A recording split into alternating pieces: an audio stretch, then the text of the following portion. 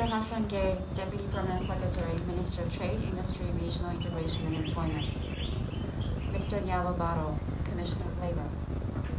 Distinguished invited guests, colleagues, ladies and gentlemen, good morning.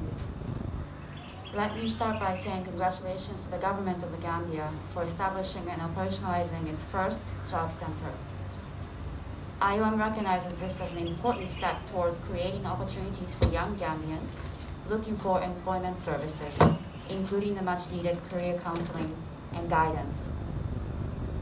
IOM, in close coordination with the Ministry of Trade and the Department of Labor, began this intervention in February of this year, when we received a request for support from the department. Recognizing the importance of the proposed intervention, and recognizing that this will contribute to an important goal of the Gambian government to address youth unemployment, IOM gladly took on the task of renovating and equipping this center. Distinguished guests, ladies and gentlemen, it is estimated that close to 10% of Gambian nationals reside abroad.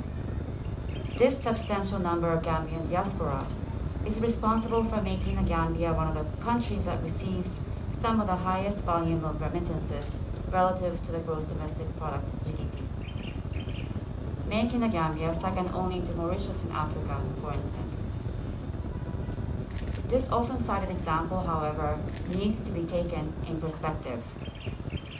The very fact that the so far unmanaged migration, singularly characterized by the backway phenomenon, has nonetheless accounted for close to 20% of the country's GDP, should give us pause to reflect on what can truly be achieved if we manage it properly. And if we add the vulnerabilities associated with irregular migration, strategic and holistic management of migration becomes not just a matter of choice, but of humanitarian and developmental necessity.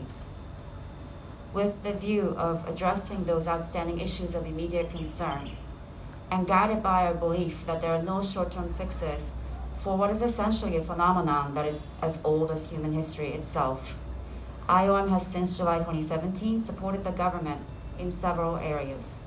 Just to give a few highlights, IOM has supported the voluntary return and reintegration of over 5,000 Gambian migrants from Libya and Niger and other parts of Africa over the past 3 years. This critical support came in at a time when countless migrants along the Central Mediterranean route suffered untold abuses and violation of rights. IOM has also supported the government in modernizing its border management systems, focusing on key border crossing points. This is intended to ensure better facilitation of regular and safe movement of people in and out of the Gambia. This support not only installed more modern immigration systems, but also aimed at building the capacity of the Gambia Immigration Department. IOM has also provided support to the Ministry of Foreign Affairs by enhancing their capacity to engage with the Gambian diaspora and harness the immense developmental potential of the diaspora processes. As part of this effort, IOM has recently conducted a mapping of Gambian diaspora residing in Italy and is currently conducting another one in the UK. As an example closer to the task at hand, IOM has supported the government's efforts at instituting a comprehensive national migration policy, which was formally adopted by the Council last year, making the Gambia one of the few countries that has achieved target.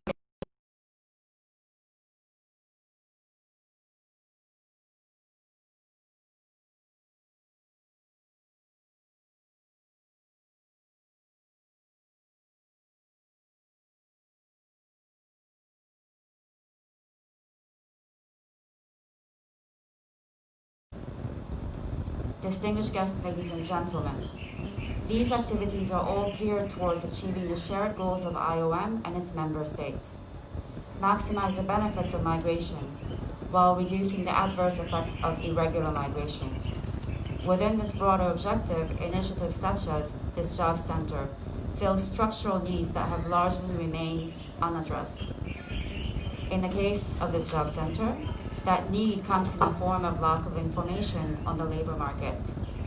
By contributing to efforts that aim at filling this gap, IOM believes it is possible to tackle youth unemployment and ensure sustainable reintegration support to returning migrants by providing opportunities. In conclusion, I would like to once again thank the Ministry and the Department of Labor for the efficient and hands-on engagement they have shown in our partnership. I would also like to thank the government of Italy through its Development Cooperation Agency for the support and partnership that enabled the opening of this job center. Thank you for your attention. Thank you, Chief of Mission. And then now we